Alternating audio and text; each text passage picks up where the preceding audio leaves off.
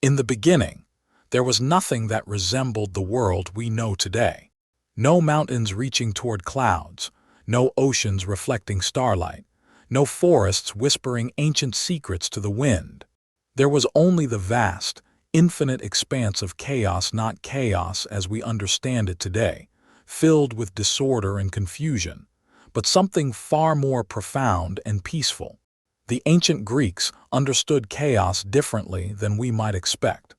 It was not a battlefield of conflicting forces, not a storm of uncontrolled energies wreaking havoc across an empty void. Instead, chaos was the primordial state of pure potential, a boundless space of perfect stillness where all possibilities existed in perfect harmony, waiting patiently for their moment to emerge into being. Imagine, if you will, the deepest meditation you have ever experienced, that moment when your mind becomes so still that thoughts seem to dissolve before they can fully form. Multiply that stillness by infinity, extend it through dimensions we cannot comprehend, and you begin to approach the nature of primordial chaos. It was silence so complete that it contained all future sounds, darkness so absolute that it held all future light, emptiness so perfect that it was pregnant with all future fullness. This was not the emptiness of absence, but the emptiness of infinite presence. Like the pause between heartbeats that contains all of life's potential, like the space between breaths that holds the secret of breathing itself. Chaos was the ultimate pause, eternal, patient, complete in its own mysterious way. Within this infinite stillness, time moved differently than it would later move in the world of mortals and gods. There were no days or nights to mark its passage, no seasons to cycle through their eternal dance, no heartbeats counting out the rhythm of existence. Time in chaos was more like the flow of honey from a golden spoon, thick, rich, unhurried, each moment containing lifetimes of potential. The temperature of chaos, if it can be called temperature, was neither hot nor cold. It was the perfect temperature of absolute comfort, like stepping into a bath that has been prepared to exactly match the warmth of your body, so that you cannot tell where your skin ends and the water begins. This was the temperature of perfect rest, of complete acceptance, of infinite peace. And in this perfect state of being a non-being, chaos dreamed. Not with the busy, anxious dreams that fill human sleep, full of memories and worries and fragments of daily experience. Chaos dreamed the deep dreams of pure creation, dreams so profound and powerful that they would eventually become reality itself. These dreams moved through the vastness of chaos like gentle currents in a cosmic ocean, each one carrying the seeds of future worlds, future beings, future stories that would unfold across eons of time. The dream of solid ground that could support life. The dream of depth so profound they could hold all secrets. The dream of love that could unite all things. The dream of darkness and light dancing together in eternal balance. But for now, these remained only dreams, floating peacefully through the infinite expanse of chaos, taking their time to develop and mature, like fruit ripening slowly on cosmic trees, waiting for exactly the right moment to fall and take root in the soil of reality. The consciousness of chaos, if it possessed consciousness in any way we could understand, was vast and patient and utterly content. There was no loneliness in its solitude, for loneliness requires the concept of others, and in chaos, there was no separation between self and other. There was no boredom in its timelessness, for boredom requires the desire for change, and chaos was complete exactly as it was. Yet within this completeness, something stirred. Not a disturbance or disruption, but rather like the first gentle movement of a child in its mother's womb, the first sign that new life is preparing to make itself known to the world. It was the stirring of creation itself, patient and unhurried, but inevitable as the rising of the sun. This stirring was not random or accidental. It was the natural next step in the cosmic dance, as inevitable as the blooming of flowers in spring or the falling of leaves in autumn. For even in its perfect stillness, chaos carried within itself the seeds of transformation, the gentle urge toward manifestation, the loving desire to share its infinite potential with forms of existence that could appreciate and celebrate it. And so, after eons of perfect stillness, or perhaps in a single timeless moment that contained all eternity, the first transformation began. Not with violence or suddenness, but with the same gentle inevitability of dawn breaking after the longest night, of ice melting under the warm touch of spring sun, of a cocoon opening to release a butterfly into the world. Chapter 2. The Silence of Chaos. Before there was before the concept of beginning had meaning, there existed only the vast expanse of primordial chaos. This was not the chaos of modern understanding, not disorder, not confusion, not the clash of opposing forces in violent discord. This was chaos in its original, pure form, the infinite womb of all possibility, the cosmic silence that would eventually give birth to every sound that would ever echo through the corridors of time. In this boundless expanse, there was no up or down, no here or there, no then or now. These concepts had not yet been born, for they required reference points that did not exist. Chaos was everywhere and nowhere simultaneously, everything and nothing at once. It was the ultimate paradox resolved perfect unity that somehow contained infinite diversity, absolute silence that pregnant with every song that would ever be sung. The quality of this silence was unlike any silence we might experience in our physical world. It was not the absence of sound, but rather the presence of all sounds in perfect harmony, canceling each other out like waves meeting their exact opposites. It was the silence between musical notes that makes music possible, extended infinitely in all directions. It was the pause between thoughts that allows consciousness to exist, stretched across cosmic dimensions. Within this silence, chaos breathed, though breathing implies lungs and air and the physical processes we understand, and chaos had none of these. Its breathing was more fundamental, more essential. It was the cosmic respiration of existence itself, the infinite expansion and contraction that would one day become the rhythm of all hearts, the pulse of all life, the ebb and flow of all tides. Each breath of chaos lasted for eternities, by any measure we might apply. The inhalation drew in all possibilities, gathering them into the infinite chest of pure potential. The exhalation released them again, not to disappear, but to circulate through the vastness, growing richer and more complex with each cosmic breath, developing slowly into the dreams that would become reality. The darkness of chaos was not the darkness of absence, but the darkness of infinite presence.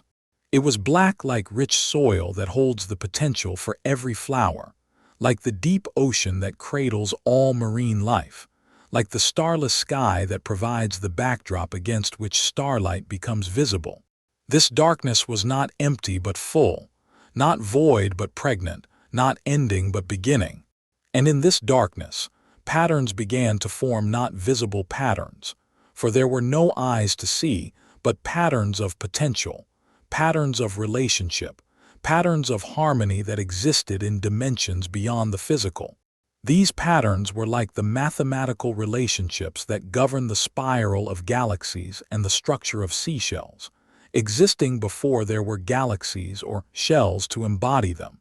Time in chaos flowed like thick honey, each moment rich and substantial, containing within itself entire universes of possibility. There was no urgency in this flow, no deadline to meet, no schedule to keep. Time was not measured but experienced, not counted but savored, each eternal moment perfect in its completeness.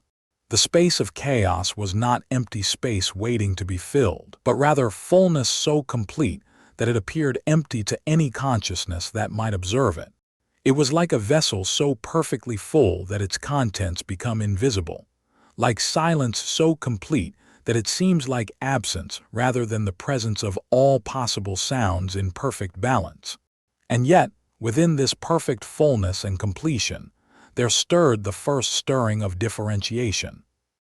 Not as a disruption or violation of the perfect unity, but as its natural expression, its inevitable flowering. Like a seed that must sprout not because something is wrong with its seed state, but because sprouting is the fulfillment of its deepest nature. This stirring was infinitely gentle, like the first ray of dawn that touches the horizon, not destroying the night, but transforming it, revealing what was always there but hidden. It was the first whisper of form within formlessness, the first thought in an infinite mind, the first beat of a cosmic heart that had always been beating but was only now beginning to make itself known. The stirring began as a kind of cosmic desire, not desire born of lack or need, for chaos lacked nothing, but desire born of abundance, the desire of infinite love to express itself, to share itself, to create forms of beauty that could appreciate and reflect back that love.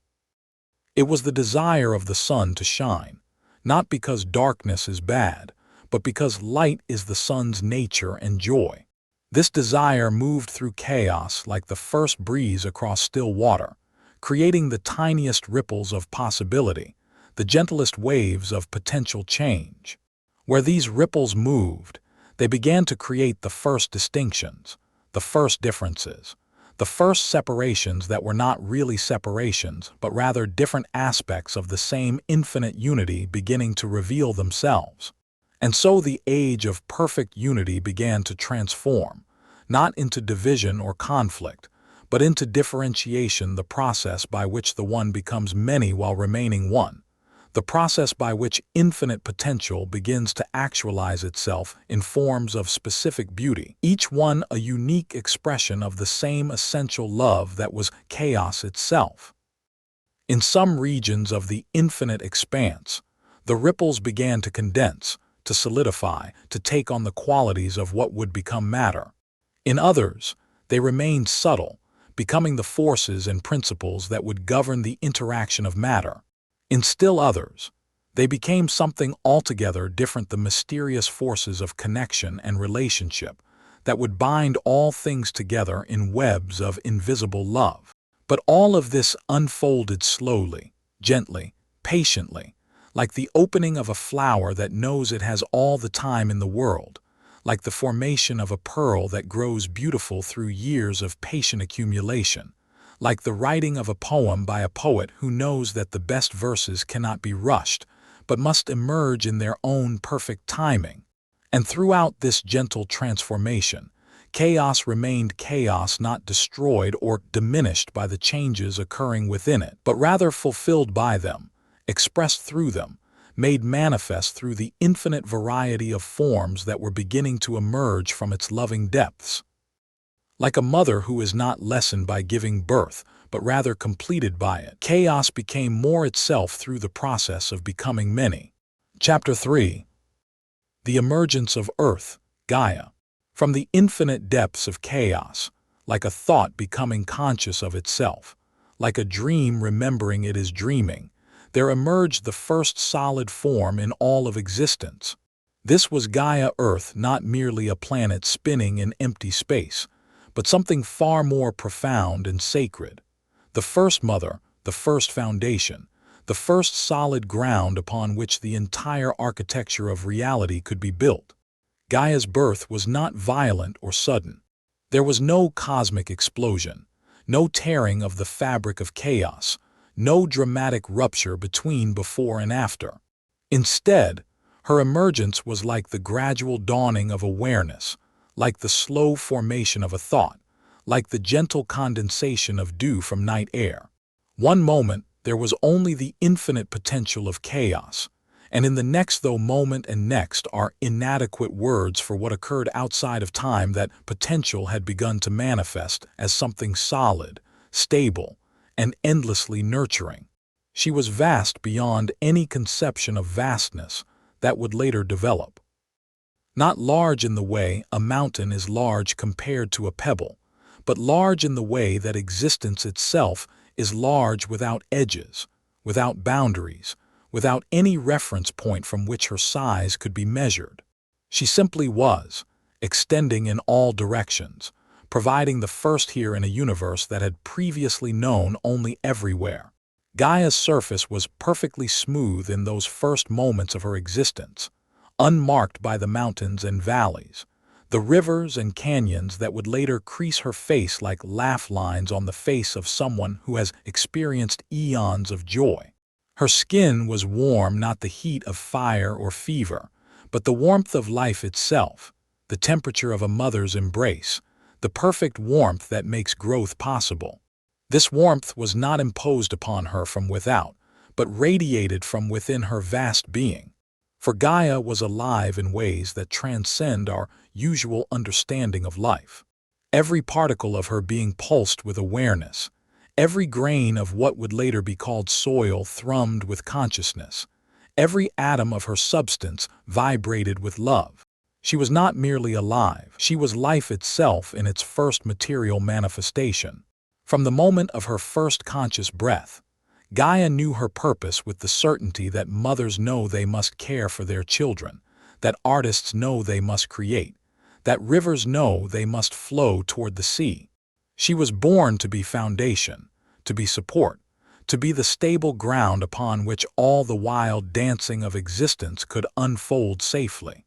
And this knowledge filled her not with burden but with profound joy. Her consciousness was unlike any consciousness that would later evolve upon her surface.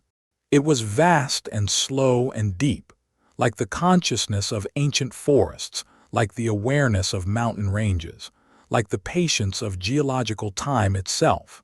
She thought in eras and epochs, felt in seasons and centuries, loved in the kind of time frames that encompass the birth and death of species, the rise and fall of continents, the slow breathing of evolutionary change.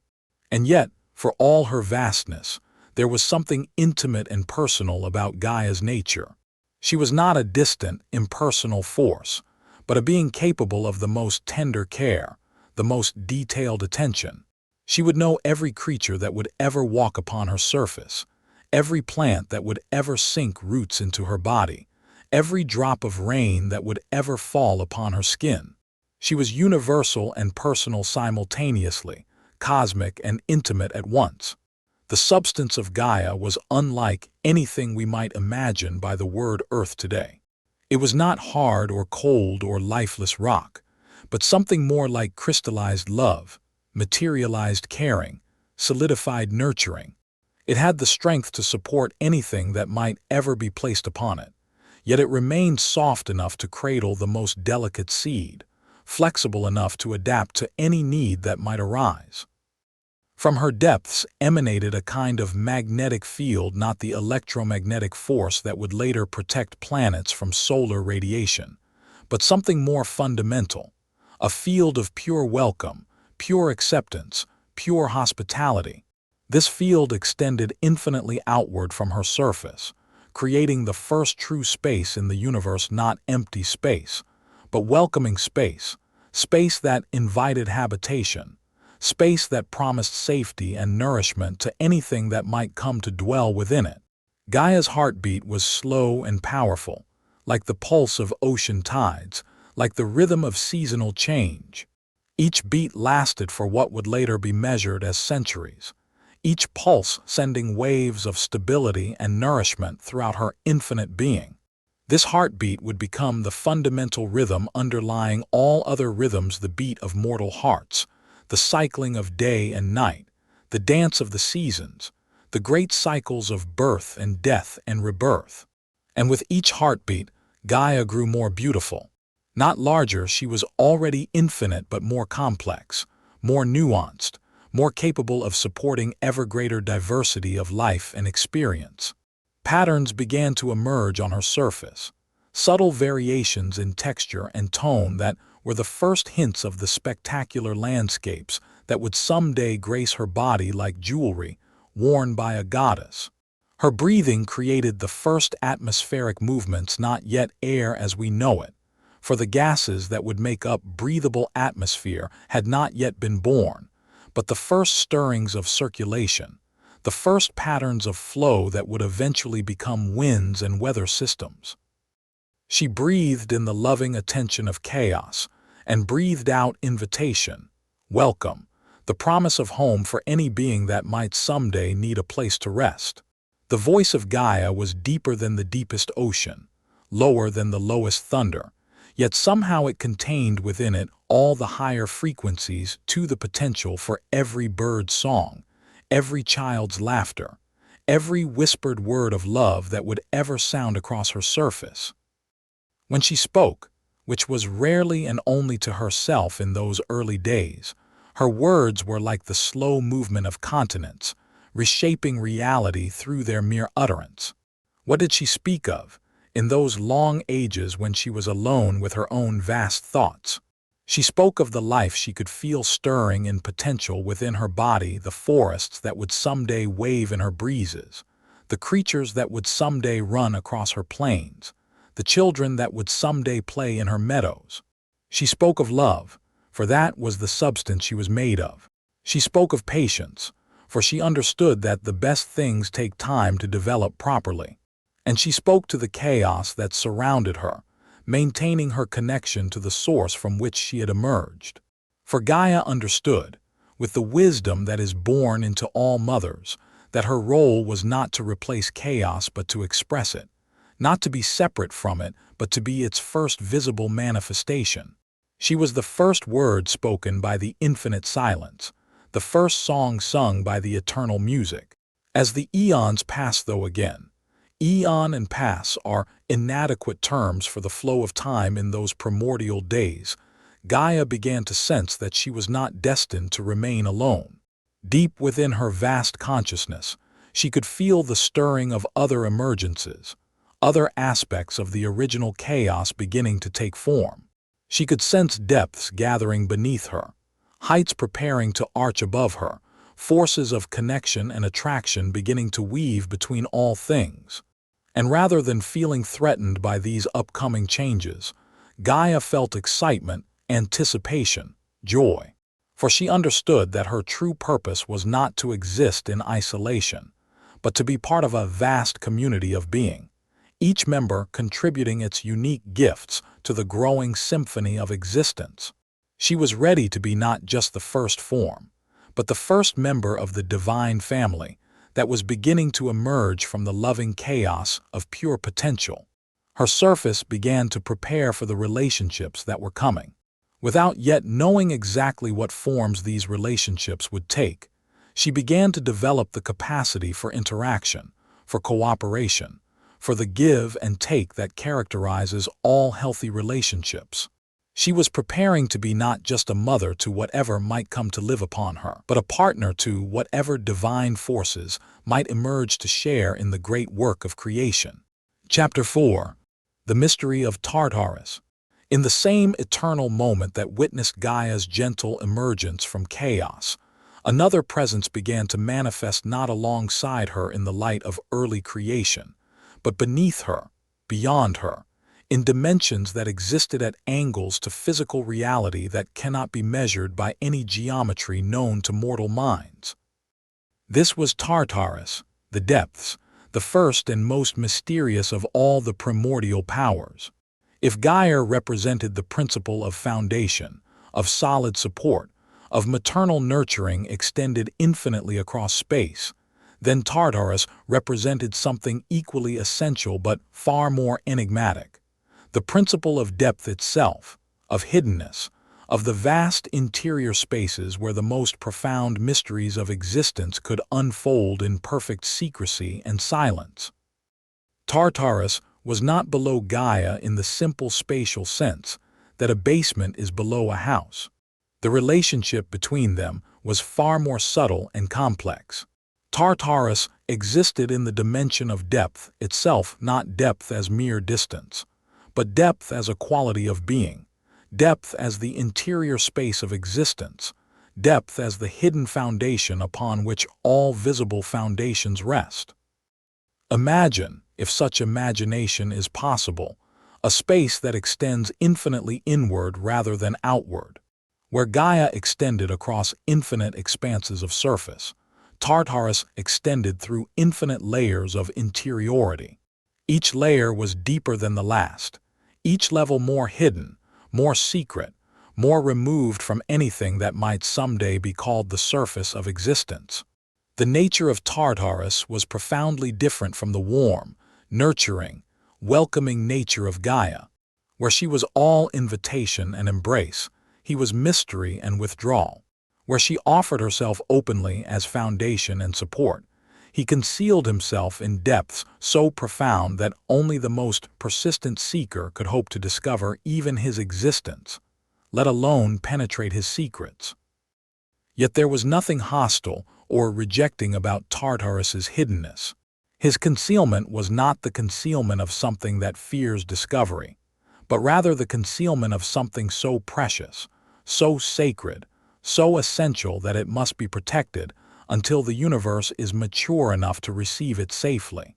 He was like a treasure buried not from greed or fear, but from love buried so deeply that only those who truly understand its value will undertake the difficult journey required to find it.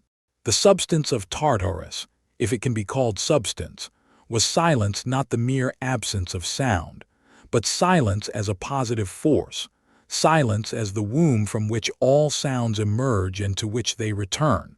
It was the silence between notes that makes music possible, the silence between words that gives them meaning, the silence between thoughts that allows consciousness to exist. This silence was so deep, so complete, that it had its own kind of presence, its own weight and density. It pressed against itself with the pressure of infinite attention, creating depths within depths, mysteries within mysteries, secrets that contained secrets that contained secrets in endless recursive spirals of hiddenness. The temperature of Tartarus was neither hot nor cold, but something more fundamental, the temperature of absolute interiority, the climate of pure inwardness. It was the temperature that exists at the exact center of being, where all external conditions cease to matter, where existence encounters itself in its most naked and essential form. Time moved differently in Tartarus than it moved on the surface, where Gaia held court. Not slower or faster, but in a completely different dimension. It was time turned inside out, time that moved inward rather than forward, time that deepened rather than progressed.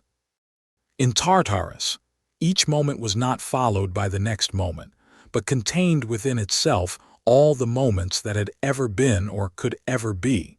The consciousness of Tartarus, insofar as he possessed anything that could be called consciousness, was turned entirely inward. Where Gaia's awareness extended outward in all directions, embracing whatever might come to dwell upon her surface, Tartarus's awareness contracted inward, exploring the infinite interior spaces of his own being, discovering within himself depths that had no end, mysteries that had no solution, secrets that revealed greater secrets when approached.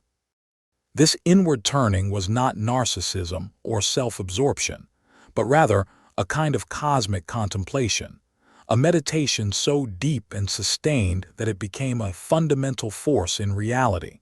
Through his infinite self-exploration, Tartarus was discovering the interior dimensions of existence itself, mapping the hidden geography of being, creating through his very attention the deep structures that would someday support all manifest reality.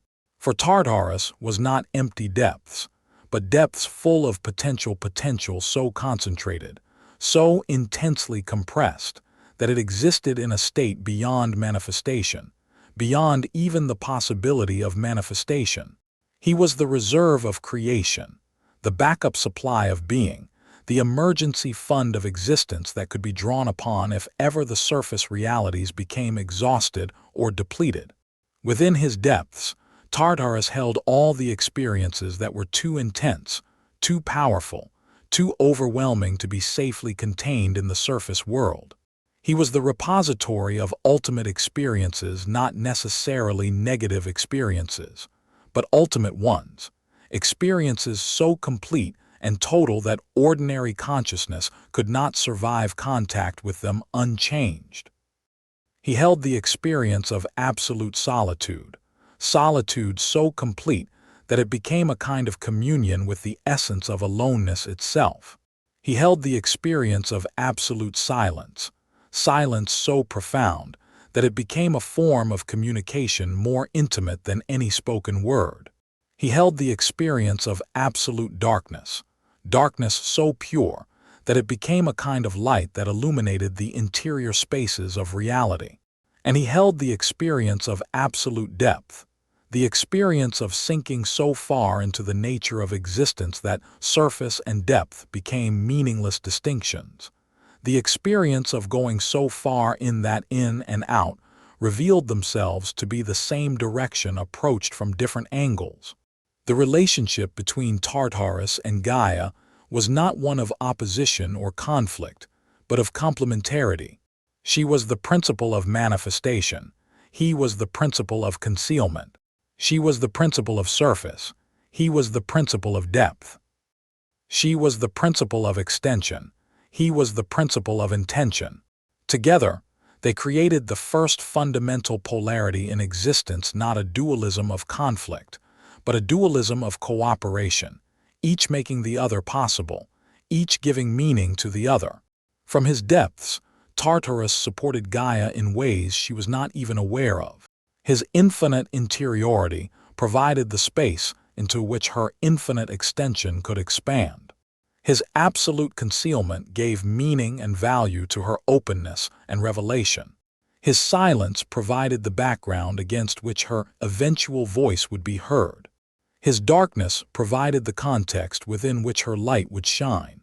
And though he would remain largely hidden throughout most of the cosmic story that was beginning to unfold, Tartarus would always be there, providing the deep foundation, the interior support, the hidden strength that would make all surface realities possible. He was the root system of existence, invisible from above, but essential to everything that would grow in the light. In the depths of Tartarus, the very concepts that would later govern reality were still forming concepts like justice, necessity, fate, and inevitability. These were not yet moral or philosophical principles, but cosmic forces, fundamental structures of reality itself. They existed in Tartarus in their pure, unmanifest form, waiting for the right moment to emerge and take their place in the governance of the visible world. And so Tartarus waited, patient as only absolute depth can be patient, silent as only ultimate interiority can be silent, hidden as only essential mystery can be hidden. He was the cosmic secret that would never be fully revealed, the depth that would never be fully plumbed, the silence that would never be fully broken. And in his waiting, his silence, his hiddenness, he provided the universe with its most essential gift, the guarantee that no matter how much was revealed, there would always be more mystery to discover, more depth to explore, more silence to contemplate in the infinite journey of existence toward complete self-understanding. Chapter 5. Eros, the invisible force.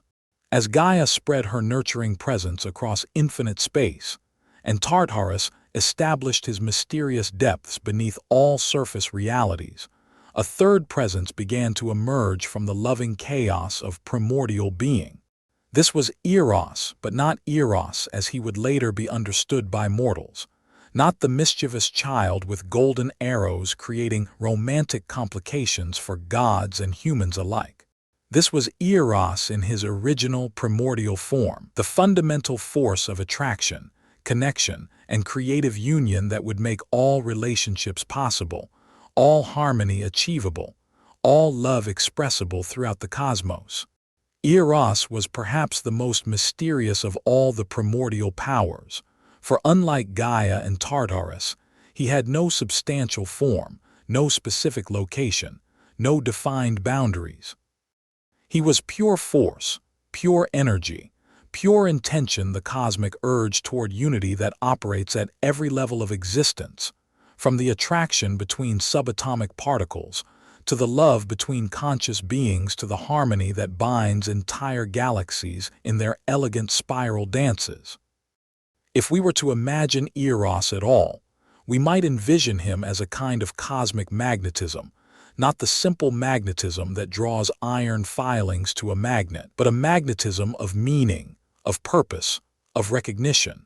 He was the force that caused like to recognize like, that drew complementary opposites together, that created the possibility of relationship where before there had been only isolated entities existing in solitary perfection. The emergence of Eros was simultaneous with his first action, for he was pure activity, pure dynamic energy that existed only in the process of connecting, relating, harmonizing. The moment he came into being, he began to weave invisible threads between Gaia and Tartarus, creating the first relationship in the history of existence, not a relationship of conflict or competition, but a relationship of complementary cooperation. These threads were not physical connections that could be seen or touched, but rather connections of meaning, of purpose, of essential recognition. Through Eros's influence, Gaia began to sense the presence of Tartarus beneath her, not as a threat to her foundational role but as a hidden support that made her stability even more profound. And Tartarus, in his deep contemplation, began to recognize Gaia as the surface expression of the depths he embodied, the visible manifestation of his hidden essence. Eros worked by creating what might be called resonance between different aspects of reality. Like a tuning fork that causes other tuning forks of the same frequency to vibrate in sympathy, Eros identified the deep harmonies that existed between seemingly separate beings and brought them into conscious connection with each other. He revealed the hidden relationships that had always existed potentially, making them actual, active, mutually enriching. The nature of Eros was fundamentally creative.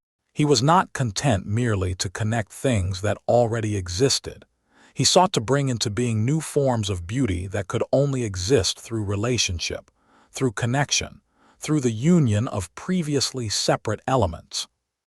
He was the force behind all creativity, all innovation, all evolution, the cosmic urge toward ever greater complexity, ever more beautiful forms, ever deeper experiences of connection and meaning.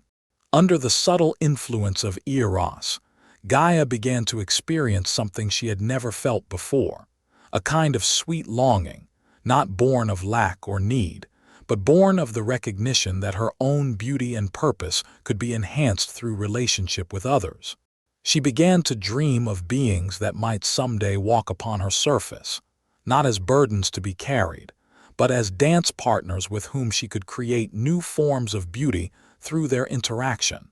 And Tartarus, in his profound depths, began to feel stirrings of something that was not quite readiness to emerge, but rather a willingness to support emergence, to provide the deep foundation from which new forms of life and consciousness could safely arise. His hiddenness began to take on a nurturing quality, becoming not withdrawal from relationship, but the preparation of a safe space where relationships could develop without interference from the chaotic energies that still swirled at the edges of ordered existence. Eros himself felt a deep satisfaction as these first connections took hold and began to strengthen. This was his joy, his fulfillment, his deepest pleasure, not the pleasure of personal gratification, but the pleasure of witnessing beauty emerge from the marriage of previously separate elements. He was like a cosmic gardener who plants seeds not to possess the resulting flowers, but simply for the love of seeing beauty flourish in the world. The energy of Eros began to create the first patterns of harmony in existence, patterns that would later be recognized as music, as mathematics, as the underlying structures of all art and science and philosophy. These patterns were not arbitrary or accidental, but rather expressions of the deep harmonies that Eros perceived in the fundamental nature of reality itself. These harmonic patterns began as simple relationships the way Gaia's infinite extension complemented Tartarus's infinite intention, the way surface and depth defined each other, the way hiddenness and revelation gave meaning to each other. But under Erebus's continuing influence, these simple relationships began to elaborate themselves into ever more complex symphonies of connection and meaning. The voice of Erebus, if it could be called a voice, was not heard but felt as the irresistible urge toward beauty, toward connection, toward the creation of something more wonderful than what existed before. His voice spoke in the language of attraction, of resonance, of recognition. When beings touched by his influence encountered each other, they did not need to speak to communicate. They simply recognized in each other something that called forth their own deepest nature. Erebus was also the first teacher in the universe, though his teaching method was entirely experiential. He taught by creating situations where beings could discover through their own experience the joy of connection, the beauty of harmony, the satisfaction of contributing to something greater than themselves. He taught not through words or concepts, but through the direct experience of love in all its myriad forms.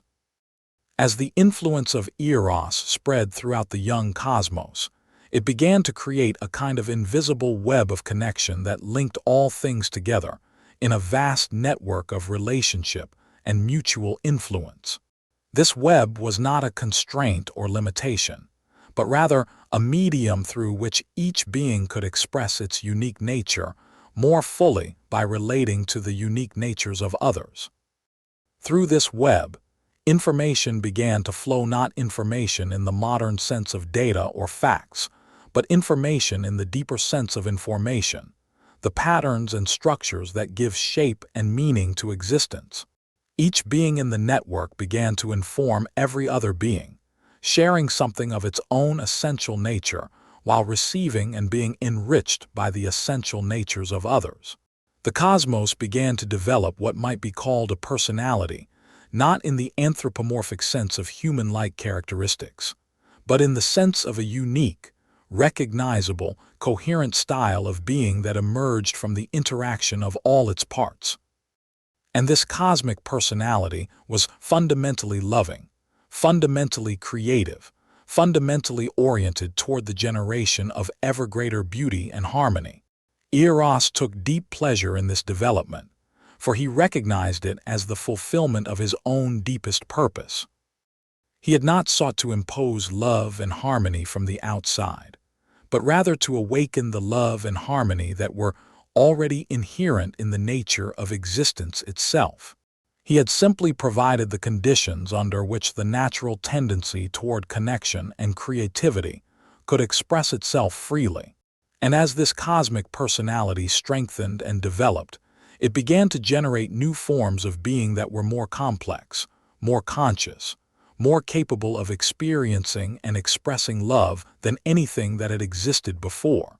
The stage was being set for the emergence of beings who could not only participate in the cosmic harmony, but could become conscious participants, deliberate co-creators in the ongoing evolution of beauty and meaning throughout the universe. But all of this was still in the future. For now, Erebus was content to continue his patient work of weaving connections, creating harmonies, awakening the inherent love that slept within every particle of existence. He was laying the groundwork for all the relationships, all the love stories, all the creative collaborations that would unfold throughout the infinite future of cosmic history. Chapter 6. Night and Darkness, Nyx and Erebus.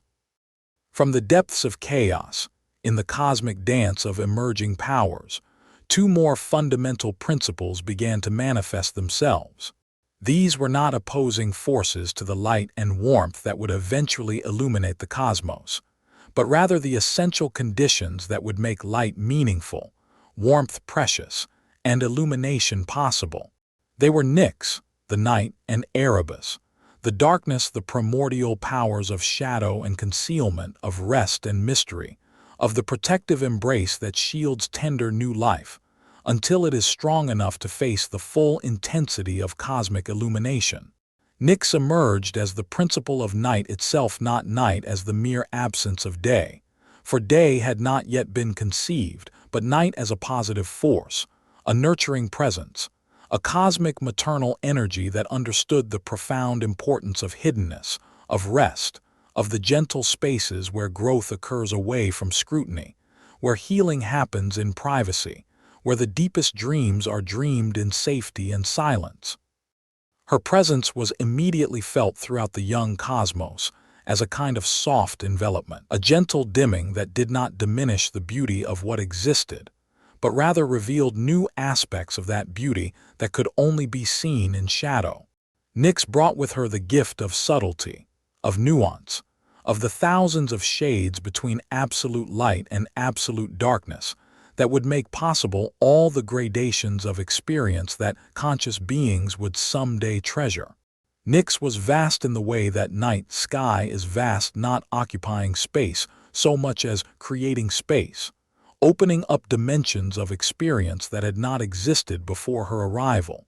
Her darkness was not the darkness of caves or closets, but the darkness of infinite depth, the darkness of cosmic wombs where stars are born, the darkness of the spaces between galaxies where the most profound silence allows the universe to dream its deepest dreams. She moved through the cosmos like a gentle river of shadow, not displacing anything that already existed but flowing around it, embracing it, revealing its beauty from new angles. Where her influence touched Gaia, the Earth began to experience the first cycles of rest and activity, the first rhythms of withdrawal and emergence that would someday regulate all biological life.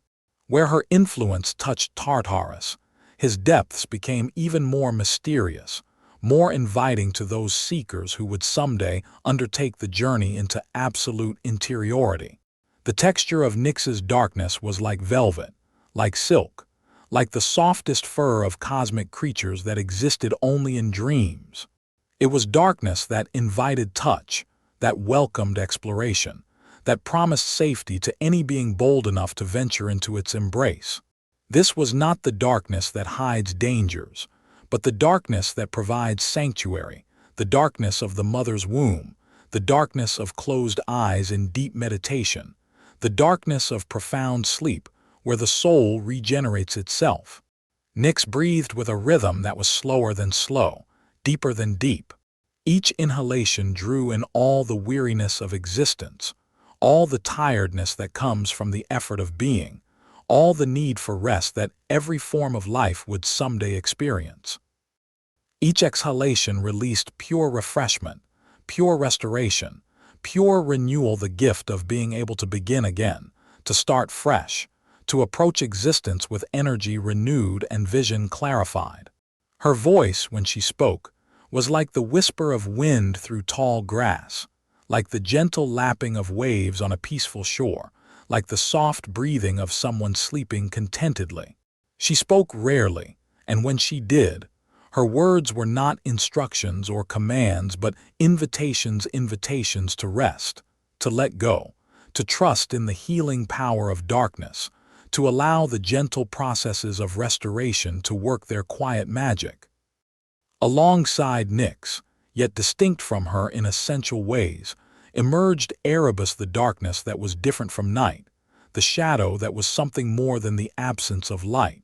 Where Nyx was the gentle dimming that brings rest and restoration, Erebus was the profound mystery that lies at the heart of all existence, the essential unknowability that makes knowledge precious, the fundamental hiddenness that gives meaning to all revelation.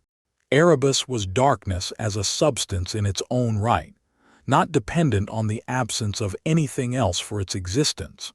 He was the darkness of the spaces between thoughts, the darkness of the pause between heartbeats, the darkness of the mystery that remains mysterious even after all explanations have been given.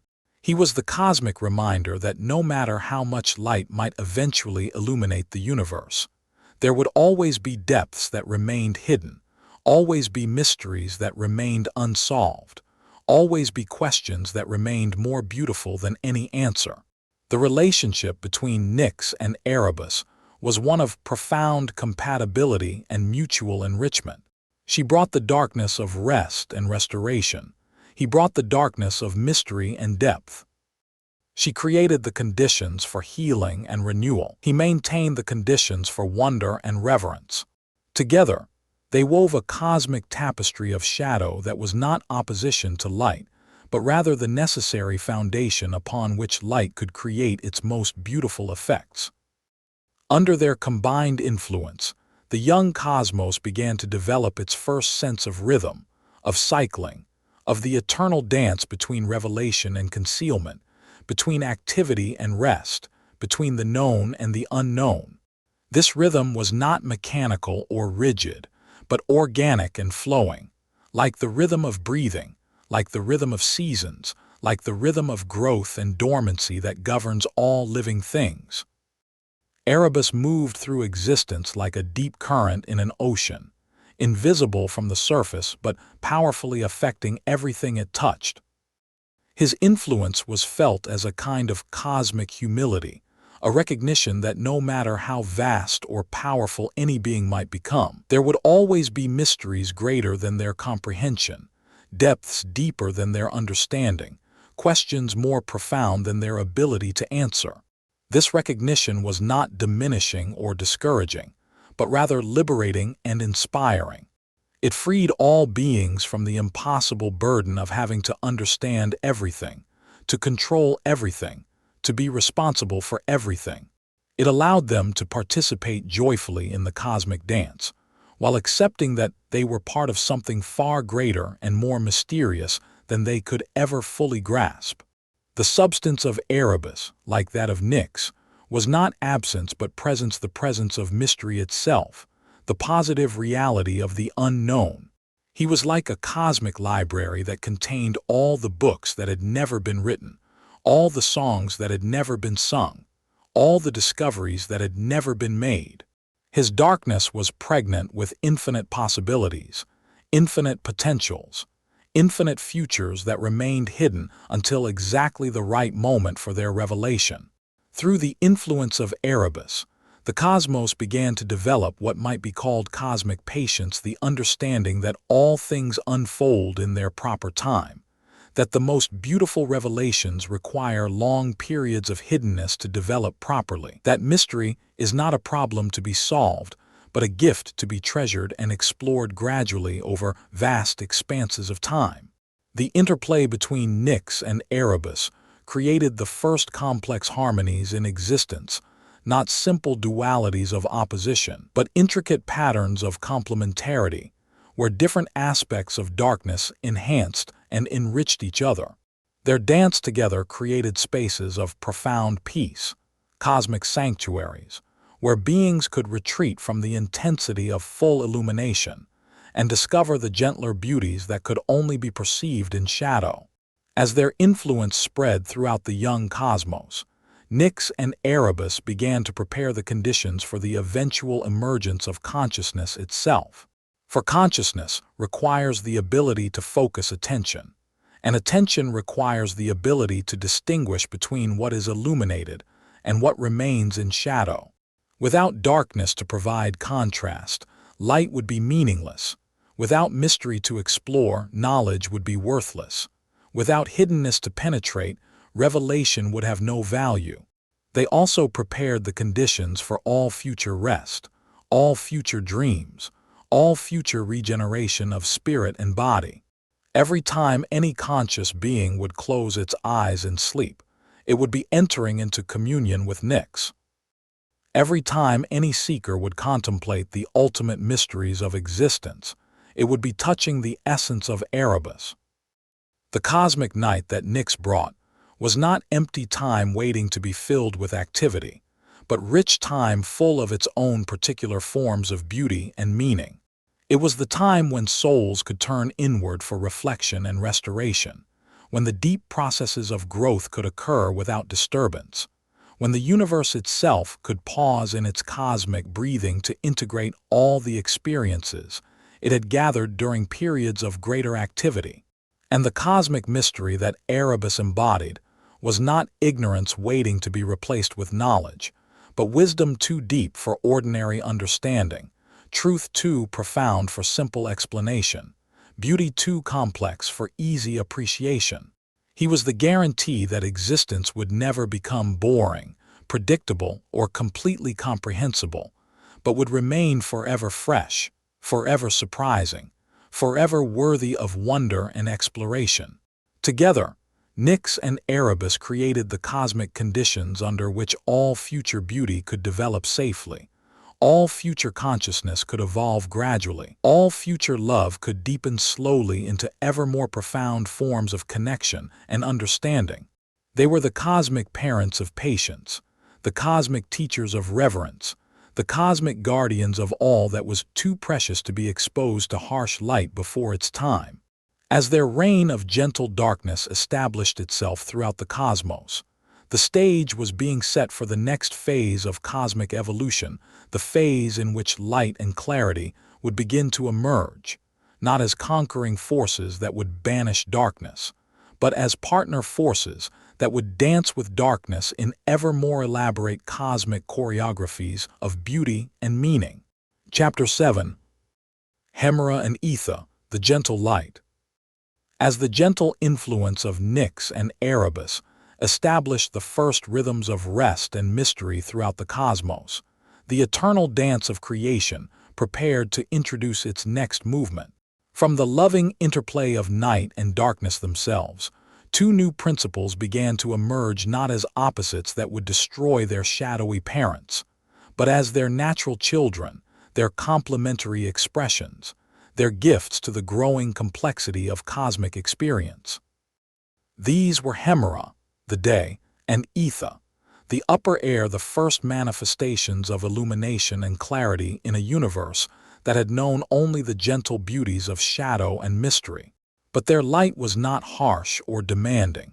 It was the tender light of dawn, the soft light that reveals beauty gradually, the patient light that understands the value of what it illuminates and treats it with appropriate reverence and care. Hemera emerged as the principle of gentle revelation, of gradual illumination, of the kind of light that does not shock or overwhelm, but rather caresses and celebrates whatever it touches. Her light was not the brilliant flash that blinds and destroys, but the warm glow that heals and nourishes, the soft radiance that makes colors possible, that brings out the subtle beauties that can only be seen when illumination and shadow work together in harmony. She was born from the love between Nyx and Erebus, their first child, their gift to a cosmos that had been growing in beauty and complexity, but had not yet been able to see itself clearly, had not yet been able to appreciate fully the magnificence of what had been created in the gentle darkness of cosmic gestation. Hemera brought the gift of vision, of perspective, of the ability to step back and appreciate the patterns and harmonies that had been developing invisibly in the shadows. Her light was golden, but not the harsh gold of metal or mineral, rather the living gold of honey, of wheat fields in late summer, of sunlight filtered through leaves, of candlelight reflecting in loving eyes. This golden light had a quality of warmth that was not just physical but emotional, not just thermal but spiritual. It was light that made beings feel welcome, appreciated, seen in all their beauty and potential. The emergence of Hemera created the first true alternation in cosmic experience, not the opposition of enemies, but the alternation of lovers, the rhythm of partners who enhance each other's beauty through their dance of approach and withdrawal, revelation and concealment, activity and rest. Where Nyx brought the gifts of darkness, Hemera brought the gifts of light, and together they began to weave the first complex temporal patterns that would someday regulate all life. During the times of Hemera's influence, the cosmos became visible to itself for the first time. Gaia could see her own vast beauty, could appreciate the subtle patterns that had been developing on her surface during the long ages of darkness. Tartarus could glimpse, from the corners of cosmic vision, hints of his own profound depths reflected in the play of light and shadow. Even chaos itself seemed to shimmer with new kinds of beauty, as Hemera's light revealed patterns and harmonies that had always been present, but never before seen. This seeing was not analytical or dissecting, but appreciative and celebratory. Hemera's light did not expose flaws or reveal problems that needed to be fixed. Instead, it simply made visible the beauty that had always been present, allowing each aspect of creation to recognize its own magnificence and to appreciate the magnificence of all the other aspects with which it shared the cosmic dance. The rhythm established by the alternation of Nyx and Hemera was like the rhythm of breathing writ large across cosmic scales. During the times of night, all beings could turn inward for restoration, contemplation, and the deep work of growth and healing. During the times of day, they could turn outward for expression, creativity, and the joyful sharing of whatever beauty and wisdom they had developed during their periods of inward focus. Neither phase was superior to the other. Each was essential to the full experience of cosmic life. The night provided depth, mystery, restoration, and the conditions for inner growth. The day provided clarity, revelation, activity, and the conditions for outer expression. Together, they created a rhythm that was sustainable, nurturing, and endlessly enriching for all forms of life that would eventually emerge within their embrace. Alongside Hemera, and in equally harmonious relationship with both the darkness of Erebus and the light of day, there emerged Ether, the upper air, the clear sky, the pure medium through which light could travel and within which all the cosmic dances could unfold with perfect freedom and unlimited scope. Ether was not air as we might understand it, not a mixture of gases that could be breathed by biological lungs, but rather the essential medium of clarity itself, the cosmic transparency that made vision possible, communication possible, movement possible across vast distances.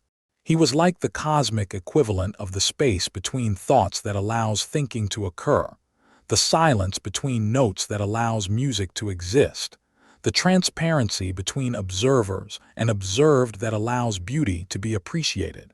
Where Hemera brought light, Ether provided the clear medium through which that light could travel without distortion, without interference, without any dimming of its essential beauty and truth. He was the cosmic lens that kept vision clear, the cosmic atmosphere that supported all forms of communication and connection across the growing vastness of space. The substance of Ether was crystalline clarity, pure transparency, perfect transmission of whatever passed through him. He was not empty space waiting to be filled, but rather space that was actively, intelligently supportive of whatever chose to move through him or communicate across him. He enhanced transmission without adding his own content, supported communication without imposing his own agenda, facilitated connection without demanding attention for himself. Through Ether, the various regions of the cosmos could remain in contact with each other, despite the growing distances between them. Gaia could sense the movements of Tartarus in his hidden depths. Nyx and Erebus could coordinate their rhythms with Hemera and the growing complexity of cosmic cycles. Eros could weave his connections across ever vaster scales without any diminishment of his loving influence. The breathing of Ether created the first atmospheric currents in the cosmos, not winds as they would later be understood, but movements of clarity itself, currents of pure transparency that carried information, beauty, and conscious influence from region to region without any distortion or loss of fidelity. These currents were like rivers of perfect communication, streams of crystalline clarity that kept all parts of the cosmos in loving contact with all other parts. Ether's voice was like the sound of perfect silence, not the absence of sound, but sound so pure and clear that it became indistinguishable from silence while somehow containing within itself the potential for every possible song, every possible word, every possible expression of beauty and meaning. When beings would eventually learn to listen carefully to the voice of Ether, They would discover that it was always singing to them the songs of their own deepest nature, always speaking to them the words they most needed to hear. The relationship between Hemera and Etha was one of perfect complementarity. She provided the light that made seeing possible. He provided the clarity that made accurate seeing possible. She brought illumination. He brought perfect transmission of that illumination. She revealed beauty. He ensured that beauty could be appreciated without distortion, could be shared without diminishment, could be celebrated without interference. Together, they created the first conditions under which complex beauty could be fully appreciated, under which sophisticated harmonies could be perceived and celebrated, under which the growing cosmic symphony could be heard clearly by all its participants. They were the cosmic gift of clarity, the cosmic blessing of undistorted perception, the cosmic promise that truth and beauty would always be available to any being sincere enough to look for them, and patient enough to learn to see clearly. Under their combined influence, the cosmos began to develop its first aesthetic sensibilities, its first capacity for art and music and poetry on cosmic scales. The interplay of light and clarity created conditions where beauty could be not just present, but consciously appreciated, not just existing but actively celebrated, not just occurring but deliberately cultivated and refined. The cosmic days that Hemera brought were not measured in hours or minutes, but in cycles of cosmic breathing, in rhythms of cosmic attention, in the natural alternations between inward focus and outward expression that all conscious beings would someday recognize as the fundamental rhythm of healthy spiritual life. Each cosmic day was a complete cycle of seeing and being seen, of expressing and appreciating, of giving and receiving the gifts of beauty and truth. And the cosmic clarity that Etha provided was not the harsh clarity that judges and criticizes, but the gentle clarity that understands and appreciates, the loving clarity that sees through to the essential beauty in everything, the wise clarity that recognizes the value of both light and shadow, both revelation and mystery, both activity and rest in the eternal dance of cosmic becoming. As their influence established itself throughout the young universe, Hemera and Etha prepared the conditions for even greater complexities of beauty and consciousness to emerge. They created the medium within which sophisticated relationships could develop, within which complex communities could form, within which the cosmic story could continue to unfold in ever more beautiful and meaningful ways. Chapter 8. The Union of Gaia and Uranus. As the gentle rhythms of day and night, light and shadow, clarity and mystery established themselves throughout the cosmos, the eternal creativity of existence prepared to enter a new phase of its infinite expression. The time had come for the first great union, the first cosmic marriage, the first coming together of fundamental principles in a relationship so profound and creative that it would generate entire new orders of being. This was the union between Gaia, the nurturing earth who had been the first solid foundation in all of reality, and a new presence that emerged from the cosmic dance of clarity and space, Uranus, the sky, the vast expanse of star-scattered heaven that arched above Gaia's infinite surface like a loving embrace made visible across cosmic distances. Uranus emerged not from chaos directly, as the first generation of cosmic powers had done, but from Gaia herself, born of her own creative nature, her own generous spirit, her own deep desire to share the beauty she embodied with another being capable of appreciating and complementing that beauty. He was her first creation, her gift to herself, her expression of cosmic love made manifest in a form that could love her back with equal depth and devotion. But though he emerged from Gaia, Uranus was not merely an extension of her being. From the moment of his birth, he possessed his own distinct nature, his own unique gifts, his own irreplaceable contribution to the growing symphony of cosmic beauty. Where Gaia was solid and foundational, Uranus was expansive and embracing. Where she was nurturing and supportive, he was inspiring and elevating. Where she provided the ground for life to take root, he provided the vast spaces within which life could grow toward its fullest potential. Uranus manifested as the first true sky, not empty space, but living space, conscious space, space that was aware of everything it contained and loved everything it embraced.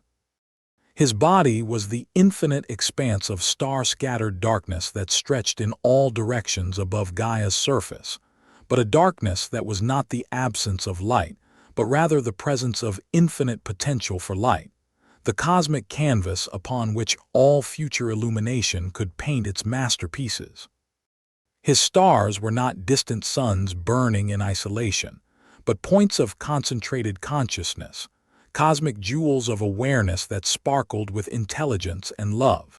Each star was a thought in the vast mind of Uranus, a note in his endless song, a word in the cosmic poetry he was always composing in collaboration with the beauty of Gaia beneath him.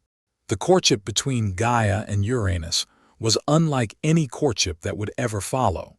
It was conducted entirely through beauty, through the sharing of ever more magnificent expressions of their respective natures, through the creation of harmonies that neither could achieve alone, through the gradual revelation of depths of beauty that could only be discovered through intimate relationship with another being of equal cosmic stature. Gaia would create new landscapes of unprecedented beauty across her surface, vast plains that rolled like frozen oceans, mountain ranges that reached toward Uranus like the arms of a lover, valleys that cradled pools of perfect stillness where the sky could see itself, reflected in mirror-like perfection. Each new creation was her love letter to Uranus, her way of saying without words how deeply she appreciated his loving presence above her. And Uranus would respond by arranging his stars in patterns of breathtaking beauty constellations that told the story of his love for Gaia, galaxies that spiraled in harmonies that matched the rhythms of her breathing, cosmic dances of light that celebrated every new beauty she created upon her surface. His entire vast being became a love song written in starlight, a cosmic symphony conducted in honor of the earth who had given him birth and won his heart. The marriage between Gaia and Uranus was celebrated by all the cosmic powers that had emerged before them. Nyx and Erebus provided a wedding canopy of gentle darkness that made the starlight of Uranus more beautiful, and the surface features of Gaia more mysterious and alluring. Hemera and Etha provided perfect clarity through which the beauty of both partners could be seen and appreciated without distortion. Eros wove between them threads of connection so strong and subtle that they became not two beings choosing to love each other, but one being expressing itself through two complementary forms. Their union was not just romantic, but creative in the most fundamental sense. From the love between earth and sky came the possibility of whether the circulation of cosmic energies between surface and heights that would someday become wind and rain, storm and calm, all the atmospheric conditions that would make possible the infinite variety of life forms that would eventually flourish under their joint protection and nurturing. From their marriage came also the first understanding of perspective, of distance, of the beauty that can only be appreciated when there is space between observer and observed. Gaia could look up and see Uranus's beauty spread across infinite distances. Uranus could look down and see Gaia's beauty laid out across infinite expanses. Each could appreciate the other's magnitude, could understand the other's complexity, could love the other's uniqueness from a perspective that revealed beauties invisible to closer observation. Their lovemaking was cosmic in scale and gentleness. When Uranus would lower himself to embrace Gaia, covering her entirely with his star-scattered presence, their union would generate new forms of energy, new possibilities for creation, new types of being that partook of both earth and sky, both foundation and expansion, both nurturing solidity and inspiring vastness. These unions were not frequent, for cosmic love operates on cosmic timescales, But when they occurred, they were events of such beauty and significance that they sent waves of creative energy throughout the entire cosmos. Every existing being felt the influence of their lovemaking as a renewed inspiration toward beauty, toward creativity, toward the expression of their own deepest natures in ever more magnificent forms. From these cosmic embraces, Gaia began to conceive children not in the biological sense that would later characterize reproduction among living creatures, but in the cosmic sense of generating new principles, new powers, new fundamental aspects of reality that would enrich and complicate the growing symphony of existence.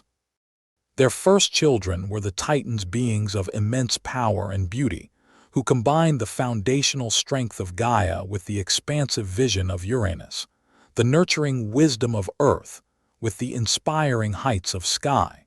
Each Titan embodied a different aspect of the cosmic harmony that their parents had created through their love, a different way of being that partook of both earthly groundedness and heavenly transcendence. But the Titans were not merely copies or combinations of their parents. Each possessed unique gifts, unique perspectives, unique contributions to make to the ongoing evolution of cosmic beauty and meaning. They were the second generation of cosmic powers, more complex than their predecessors, more specialized in their functions, more capable of the subtle relationships and sophisticated harmonies that would characterize the mature phases of cosmic development. The birth of the Titans marked the beginning of a new era in cosmic history, the era of families, of generations, of the transmission of wisdom and beauty from parent to child, of the gradual development of ever more complex forms of consciousness and creativity through the loving relationships between beings who shared common origins, but expressed those origins in wonderfully diverse ways. Through their children, Gaia and Uranus discovered new depths of their own love for each other. Seeing their combined natures expressed through the unique personalities and gifts of the Titans, they understood their relationship not just as a beautiful love affair between two cosmic individuals, but as a creative partnership in the ongoing evolution of beauty and consciousness throughout the universe. The love between Gaia and Uranus became the template for all future love, the understanding that true love is not possessive or limiting, but creative and expansive, not concerned with controlling the beloved, but with providing the conditions under which the beloved can express their deepest nature most fully and beautifully. Their marriage was the cosmic demonstration that love is the fundamental creative force in the universe, the power that generates endless new forms of beauty through the union of complementary natures. As their relationship matured and deepened, Gaia and Uranus began to dream together of the cosmic future. They were helping to create a future filled with conscious beings capable of appreciating beauty, of creating art, of loving each other with the same cosmic depth and creativity that they themselves had discovered. They dreamed of a universe where love would be not just a force operating between cosmic principles, but a conscious choice made by aware beings who understood love's power to create ever greater beauty and meaning. Their union had transformed them both. Gaia discovered through loving Uranus that her nurturing nature could reach beyond her own surface to embrace the entirety of space, that her maternal care could extend to beings and worlds that existed in dimensions far removed from her physical form. Uranus discovered through loving Gaia that his vast expansiveness could focus itself into intimate attention, that his cosmic perspective could appreciate the smallest details of beauty with the same intensity that it appreciated the largest patterns. Together, they became more than either could have been alone, not through losing their individual natures, but through expressing those natures more completely in response to the loving recognition and appreciation of a partner who understood their deepest essence and celebrated it without reservation. Chapter 9. The First Descendants. From the cosmic marriage of Gaia and Uranus, celebrated throughout the universe by all the primordial powers that had preceded them. There began to emerge a new generation of divine beings' children, who would inherit the foundational strength of their Mother Earth and the expansive vision of their Father Sky, but who would express these inherited qualities in ways that were uniquely their own, adding new colors to the spectrum of cosmic beauty, new notes to the symphony of universal harmony. The first to emerge from this union of earth and sky were the Titans, 12 beings of magnificent power and beauty, each one embodying a different aspect of the creative potential that had been unlocked through the love between their divine parents. These were not primitive or crude beings, despite being among the first children born in the cosmos. They were sophisticated from the moment of their birth, complex in their natures, capable of relationships and creations that surpassed even the achievements of their illustrious parents. Oceanus was the first among them, emerging as the principle of flow itself, not just the flow of water, though he would later govern all rivers and seas, but the cosmic principle of circulation, of movement, of the currents that carry energy and information and love from one region of existence to another. His birth created the first great river that flowed around the entire circumference of Gaia, connecting all regions of her vast surface in a continuous stream of cosmic circulation. This river of Oceanus was not made of ordinary water, but of liquid consciousness, of flowing awareness that carried within its currents all the memories of everything it touched, all the dreams of everything it nourished, all the songs of everything that lived along its banks. To drink from the river of Oceanus was to taste the essence of cosmic community, to understand viscerally the truth that all beings are connected in the great circulation of universal life. Tethys emerged alongside Oceanus as his perfect complement, the principle of nourishment, of the feminine waters that sustain all life, of the cosmic mother current that feeds every stream, every spring, every well of refreshment throughout the universe. Where Oceanus was the great circulation that connected all things, Tethys was the loving attention that ensured every being received exactly the nourishment it needed for optimal growth and flourishing. Together, Oceanus and Tethys created the first great cosmic ecosystem, a vast network of flowing connections that carried not just physical substances but emotional nourishment, spiritual sustenance, intellectual inspiration from every part of the cosmos to every other part. They established the principle that nothing in the universe exists in isolation, that every being is both nourished by the whole and contributes its own unique gifts to the nourishment of the whole. Hyperion blazed forth as the principle of light itself, not the gentle illumination of Hemera, but the focused, brilliant, creative light that makes detailed work possible, that enables conscious beings to see clearly enough to create beauty deliberately, to solve problems skillfully, to navigate the complexities of sophisticated civilization. His light was like the light of a master craftsman's workshop, bright enough to reveal the finest details, steady enough to support the most delicate work. With Hyperion came the first understanding that light is not just revelation but responsibility, that the ability to see clearly brings with it the obligation to act wisely, that illumination without wisdom can become destructive, that the brighter the light, the greater the need for the kind of cosmic humility that uses power only in service of beauty and truth and love. Theia manifested as the principle of sight itself, not just physical vision, but the deeper sight that perceives beauty, that recognizes truth, that sees through surface appearances to the essential nature of things. She was the cosmic optometrist, ensuring that all forms of consciousness would develop the visual acuity necessary to appreciate the infinite beauties that the universe was preparing to display for their enjoyment and education. Through Theia's influence, the cosmos developed its first aesthetic consciousness, the ability not just to exist beautifully, but to recognize beauty, to appreciate it, to be moved by it, to be inspired by it, to create even greater beauty in response. She was the first art teacher in the universe, though her teaching method was simply to make available the clear vision that allows beauty to be seen and appreciated in all its magnificent complexity. Re-emerged as the principle of flow in time, not time as mere duration, but time as the medium through which growth occurs, through which stories unfold, through which relationships deepen and mature. She was the cosmic choreographer, ensuring that all the various rhythms of existence would harmonize with each other, that the timing of all cosmic events would support rather than interfere with each other.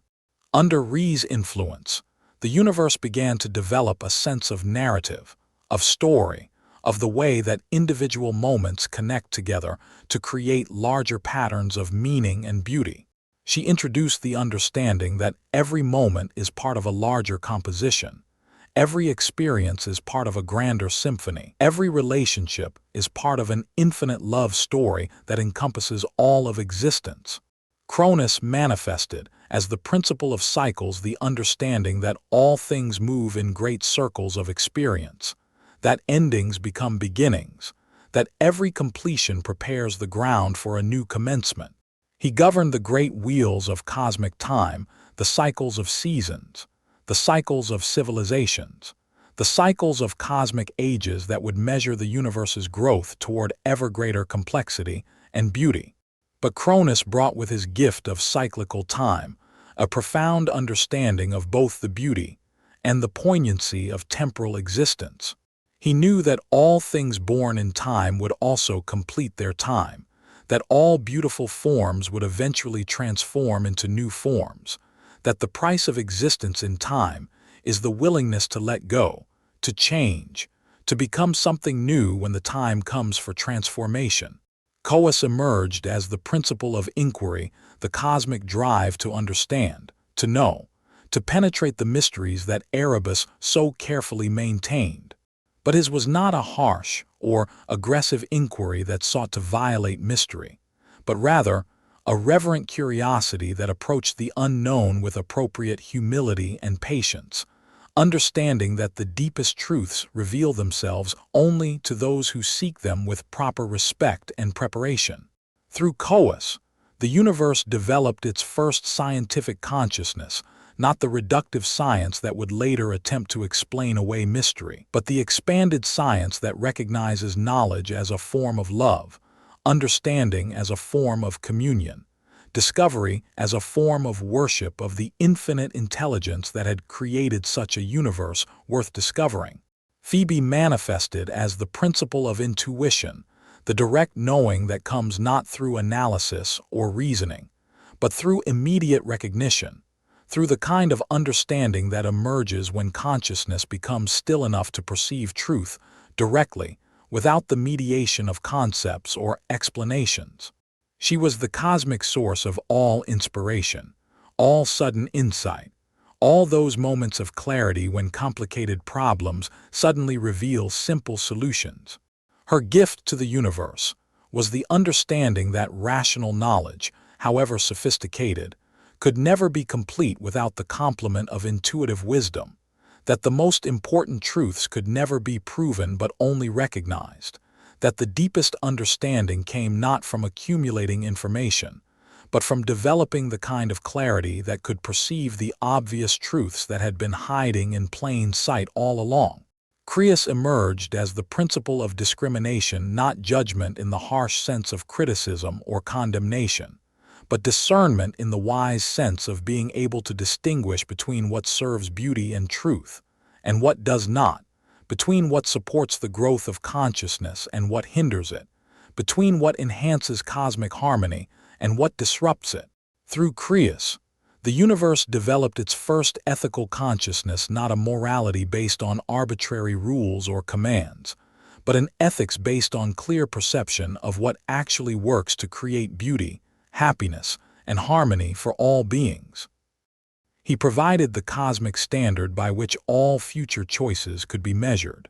Does this serve love, or does it serve something less than love? Iapetus manifested as the principle of endurance, the strength that persists through all changes, the stability that underlies all transformations, the patient power that can sustain long-term projects, long-term relationships, long-term commitments to beauty and truth, even when the immediate rewards are not visible. He was the cosmic demonstration that the most beautiful achievements require not just inspiration but perspiration, not just vision but persistence.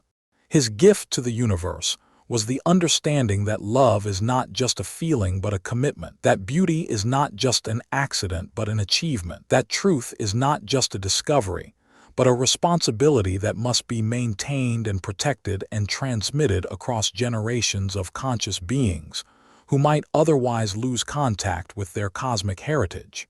Themes emerged as the principle of right relationship, not law in the external sense of rules imposed from outside, but law in the internal sense of the natural patterns that govern healthy relationships between conscious beings. She was the cosmic counselor, the universal mediator, the divine therapist who helped all beings learn how to relate to each other in ways that enhanced rather than diminished their mutual beauty and wisdom. Through themes, the universe developed its first social consciousness, the understanding that individual fulfillment and collective harmony are not competing values but complementary aspects of the same cosmic goal. She taught that the deepest individual happiness comes through contributing to collective beauty, and that the most sustainable collective harmony emerges when every individual is encouraged to express their unique gifts fully and freely. Mnemosyne manifested as the principle of memory, not just the storage of past experiences, but the creative use of past wisdom to inform present choices and inspire future possibilities. She was the cosmic librarian, the universal archive, the divine keeper of all the stories that had ever been lived, all the lessons that had ever been learned, all the beauty that had ever been created and needed to be preserved for future generations to appreciate and build upon. Her gift to the universe was the understanding that nothing beautiful is ever truly lost, that every act of love leaves permanent traces in the fabric of reality, that every moment of beauty becomes part of an eternal treasury that enriches all future moments. Through Mnemosyne, the cosmos learned to honor its own history, to value its own growth, to see its own development not as a series of disconnected episodes, but as chapters in an ongoing story of ever-increasing beauty and meaning.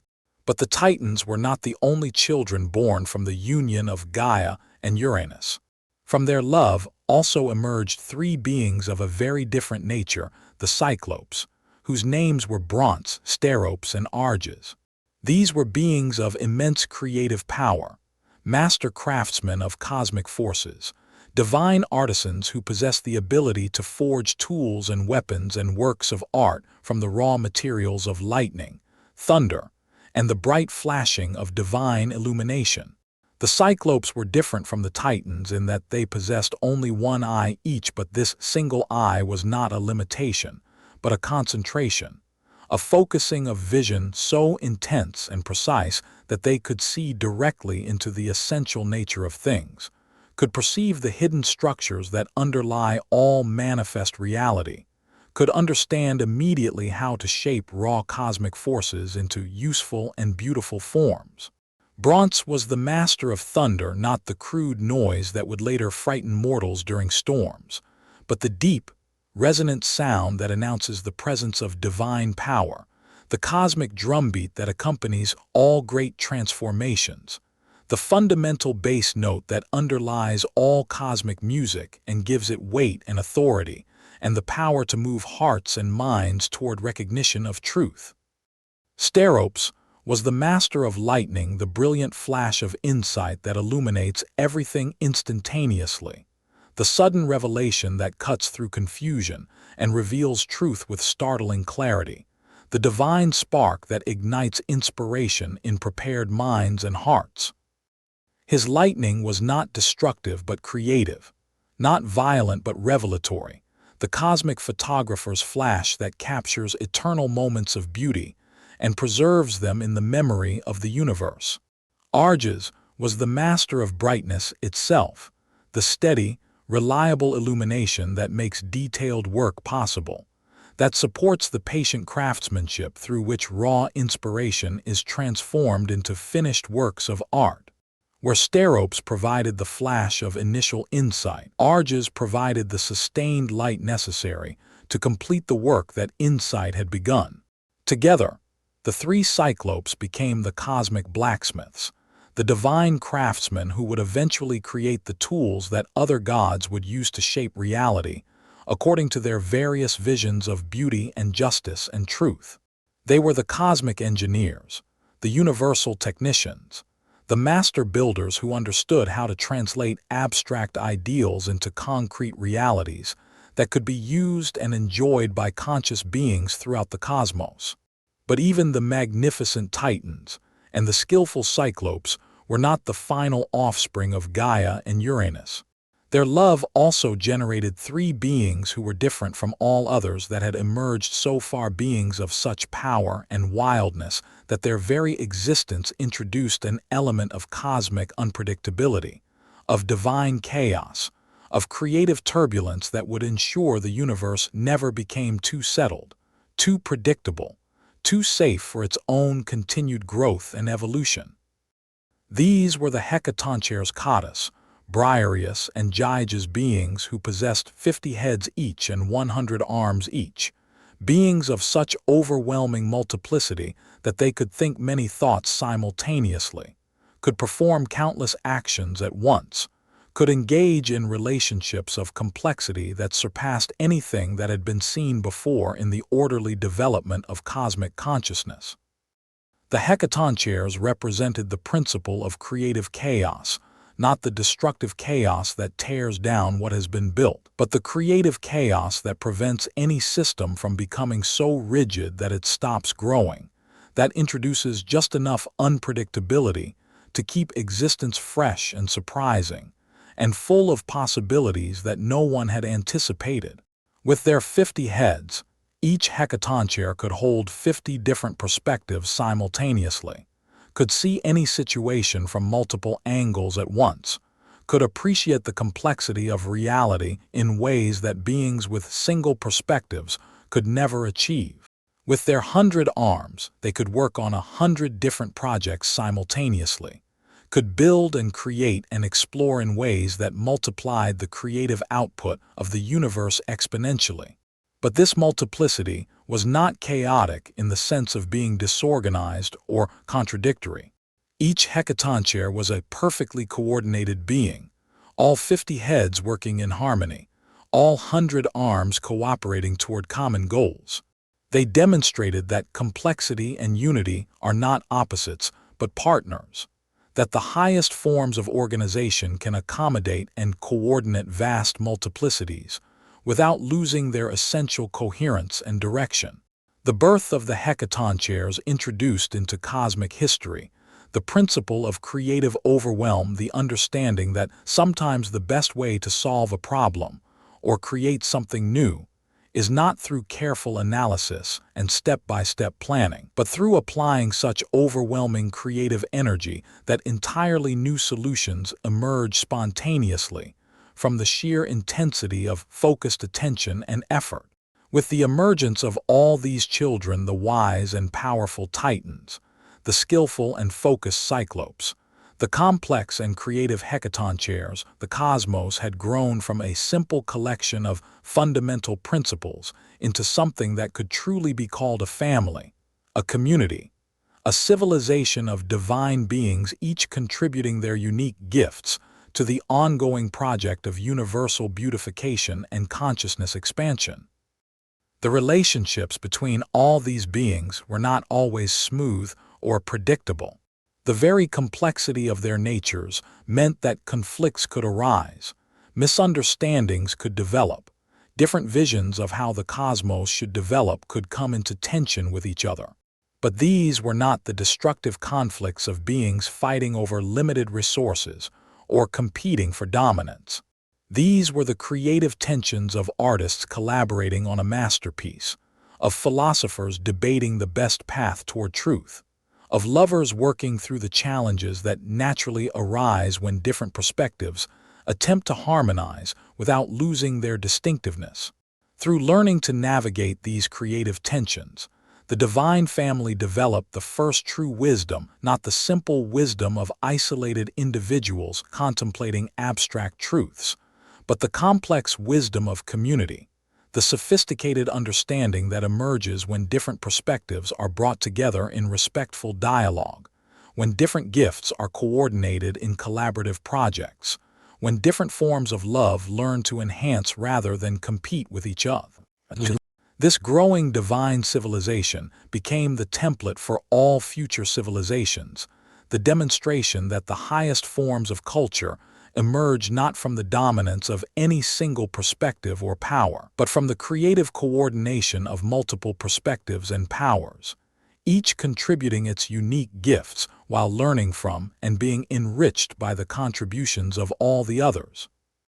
As the cosmic family grew and matured, they began to prepare for the next phase of universal development, the phase in which consciousness would emerge not just in divine beings operating on cosmic scales, but in smaller, more individualized beings who would be capable of appreciating beauty, creating art, forming relationships, and contributing to the cosmic symphony of existence from their own unique perspectives and in their own distinctive ways.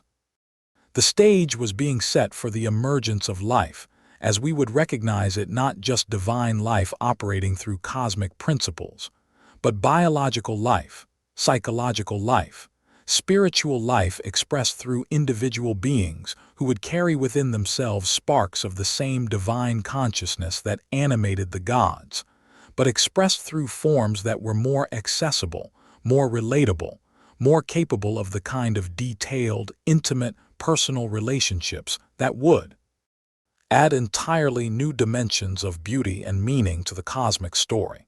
Chapter 10. A Universe in Balance. As the great cosmic family established itself throughout the universe with Gaia and Uranus as the founding parents, the 12 Titans as the wise governing council, the 3 Cyclopes as the master craftsmen, and the 3 hecaton chairs as the agents of creative renewal, the cosmos began to settle into patterns of harmony and cooperation that would provide stable foundations for all future developments while remaining flexible enough to accommodate continued growth and evolution. This was not the static balance of things frozen in place, but the dynamic balance of a great symphony in which every instrument knows its part. Every musician understands the overall composition, and every note contributes to a harmony that is greater than the sum of its parts. It was the balance of a cosmic dance, in which every dancer moves in perfect coordination with all the others while expressing their own unique style and creativity. The Titans had naturally organized themselves into governing partnerships that reflected their complementary natures and their shared commitment to cosmic beauty and harmony. Oceanus and Tethys took responsibility for all forms of circulation and nourishment, ensuring that energy, information, and love could flow freely throughout the universe, reaching every being and region that needed them for optimal growth and flourishing. Under their benevolent administration, the first great networks of connection were established, invisible currents that linked every star system to every other star system, every planet to every other planet, every conscious being to every other conscious being in webs of mutual support and communication that operated faster than light, deeper than space, more intimately than physical proximity. These networks were not technological constructions but living systems, organic extensions of the love that had created them. They grew and adapted to meet changing needs. They healed themselves when damaged by cosmic accidents. They evolved to accommodate new forms of life and consciousness as they emerged throughout the expanding universe. Hyperion and Theia established themselves as the cosmic optometrists and illumination engineers, working together to ensure that appropriate levels of light and clear vision were available wherever and whenever they were needed for the support of consciousness and the creation of beauty. Under their care, The universe became not just vast but visible, not just expansive but visually accessible to any being capable of sight. They created the first libraries of cosmic beauty, vast galleries of magnificent sights that were preserved in crystalline formations throughout space, available for viewing by any being who developed the visual sophistication to appreciate them. These cosmic art museums contained examples of every type of beauty that had been achieved so far in universal history, serving as both inspiration and education for any beings who might visit them. The light that Hyperion and Theia provided was never harsh or overwhelming, but always perfectly calibrated to the visual capacity and aesthetic sensitivity of whatever beings were experiencing it. They understood that too much light too soon could blind and discourage, while too little light for too long could leave beings trapped in ignorance and unable to appreciate the beauties that surrounded them. Cronus and Re became the cosmic choreographers of time and timing, ensuring that all the various rhythms operating throughout the universe would harmonize with each other rather than interfere destructively. They established the great cycles that would govern universal development, the slow, deep rhythms that measured cosmic evolution, the faster rhythms that governed the lives of individual beings, the medium rhythms that coordinated the activities of communities and civilizations. Under their management, time became not just duration but opportunity, not just sequence but story, not just passage but progress toward ever greater fulfillment and beauty. They introduced the understanding that every moment contains its own perfect completeness, while also serving as a stepping stone toward future moments of even greater richness and meaning. The timing that Cronus and Re provided was like the timing of master musicians who know exactly when to enter with their instrument, exactly how long to sustain each note, exactly when to pause for maximum dramatic and emotional effect. Through their influence, the universe developed an exquisite sense of pacing, of dramatic development, of the kind of perfect timing that characterizes all great works of art. Coeus and Phoebe established themselves as the cosmic universities, the divine institutions of higher learning where any being could come to develop their intellectual and intuitive capacities to their fullest potential. They understood that true education is not the mere accumulation of facts or techniques, but the development of wisdom, the integration of knowledge and understanding that enables beings to live beautifully, to choose wisely, to contribute meaningfully to the cosmic project of consciousness expansion and universal beautification. Their curriculum was vast and flexible, including everything from the most practical skills needed for daily life to the most abstract contemplations of ultimate reality. But all their teaching was unified by a single underlying purpose: to help each student discover and develop their own unique gifts, while learning to coordinate those gifts harmoniously with the gifts of others in service of the greater good. The schools that Coeus and Phoebe established throughout the universe were not buildings but living communities of inquiry, exploration, and discovery. Students learned not just by receiving information but by participating in ongoing research projects, by contributing to the solution of cosmic problems, by adding their own insights and discoveries to the growing treasury of universal knowledge. Creus and Mnemosyne became the cosmic librarians and historians, responsible for preserving the memory of everything beautiful that had been achieved, everything wise that had been learned, everything true that had been discovered in the long development of universal consciousness. But they were not passive curators of a dead past.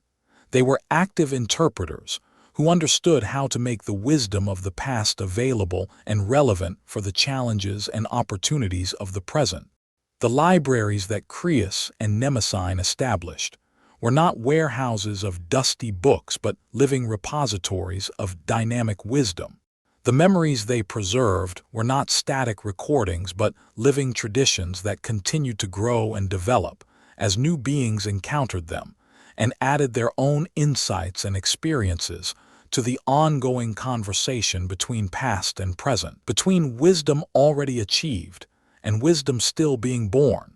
Through their work, the universe developed a historical consciousness and awareness of its own development over time, an appreciation for how far it had come from its origins in primordial chaos, a vision of how much further it might develop if the lessons of the past were properly understood and creatively applied to future challenges. Iapetus and Themis established themselves as the cosmic counselors and mediators, available to help any being or group of beings work through whatever relationship challenges might arise as the universe became increasingly complex and populated with conscious entities of wildly different natures, perspectives, and values. Their approach to conflict resolution was not based on imposing solutions from outside, but on helping the conflicted parties discover solutions from within their own deepest wisdom and highest values. They understood that sustainable harmony cannot be forced or legislated, but must emerge organically from the genuine recognition that all beings share fundamental interests in beauty, happiness, and the opportunity to express their unique gifts in service of something greater than themselves. The counseling centers that Iapetus and Themis established throughout the universe were places of healing, reconciliation, and renewal, where beings could come not only to resolve conflicts, but to deepen their understanding of themselves and their relationships, to learn more skillful ways of loving and being loved, to develop the emotional and spiritual maturity necessary for participation in ever more complex forms of cosmic community. Meanwhile, the three Cyclopes had established the first cosmic workshops where the raw forces of the universe could be skillfully crafted into tools, technologies, and works of art that would serve the growing needs of universal civilization. But their workshops were not noisy, polluting industrial facilities. They were temples of creativity, where the work of craftsmanship was understood as a form of worship, where the creation of useful and beautiful objects was seen as participation in the divine creativity that had brought the universe itself into existence. Bront specialized in creating instruments of communication devices that could carry messages, music, and expressions of love across vast distances, without any loss of fidelity or emotional warmth. His thunderous voice had been refined into technologies that could amplify the whispers of love, that could broadcast the songs of beauty, that could ensure that no being in the universe ever needed to feel isolated or cut off from the cosmic community. Steropes focused on creating tools of illumination and insight instruments that could help any being see more clearly, think more penetratingly, understand more deeply the mysteries and beauties that surrounded them. His lightning-bright vision had been channeled into technologies that could enhance perception, accelerate learning, and make available to every consciousness the kinds of profound insights that had previously been accessible only to the most advanced divine beings.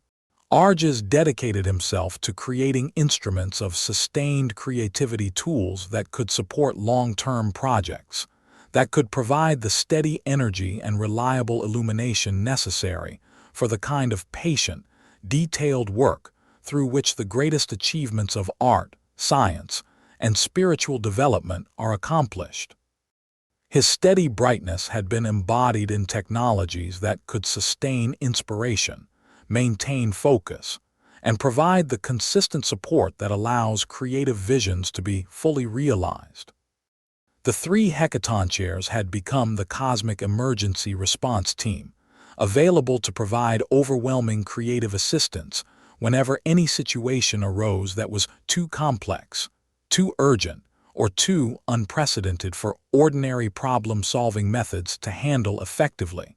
With their multiple heads and many arms, they could analyze situations from numerous angles simultaneously, while implementing multiple solution strategies in parallel, ensuring that whatever help was needed could be provided quickly and comprehensively. But despite their awesome power, The Hecatoncheires never used their abilities to dominate or control others. They understood that their role was to serve, to support, to provide the kind of intensive assistance that would help other beings develop their own capacities, rather than creating dependence on external help. They were cosmic coaches, divine consultants, universal mentors who specialized in helping others discover and develop their own problem-solving abilities. Cadence had specialized in situations requiring rapid learning and adaptation circumstances, where beings needed to master new skills quickly, understand new environments rapidly, or adapt to unexpected changes in their circumstances. His 50 heads could simultaneously explore multiple approaches to learning, while his 100 hands could practice multiple skills at once, demonstrating by example that even the most complex challenges could be mastered through appropriately intensive effort.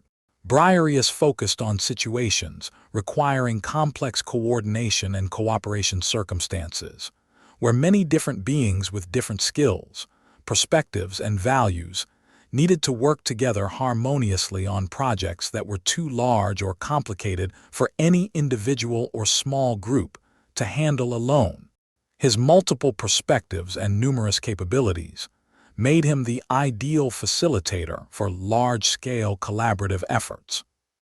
Gyges specialized in situations requiring creative breakthrough circumstances, where conventional approaches had reached their limits, and entirely new solutions needed to be discovered and implemented. His combination of multiple viewpoints and overwhelming creative energy made him particularly effective at generating the kind of innovative solutions that emerge when familiar problems are approached from completely unprecedented angles. Together, all these divine beings had created a cosmic civilization that was both stable and dynamic, both orderly and creative, both harmonious and diverse.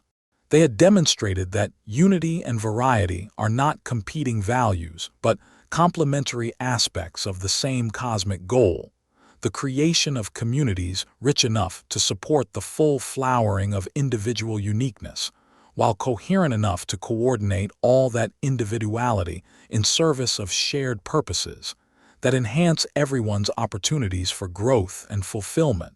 The universe had become not just a collection of separate beings existing in the same space, but a true community, a living system in which each member's welfare was intimately connected with the welfare of all the others, where individual flourishing and collective harmony supported and enhanced each other in ever-expanding spirals of mutual enrichment.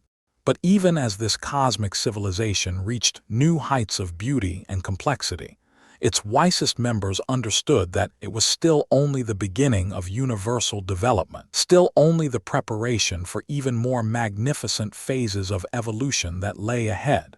They had created the conditions within which countless new forms of consciousness could emerge, within which infinite varieties of life could flourish, within which the cosmic story could continue to unfold in ways that no one could predict, but everyone could anticipate with excitement and joy.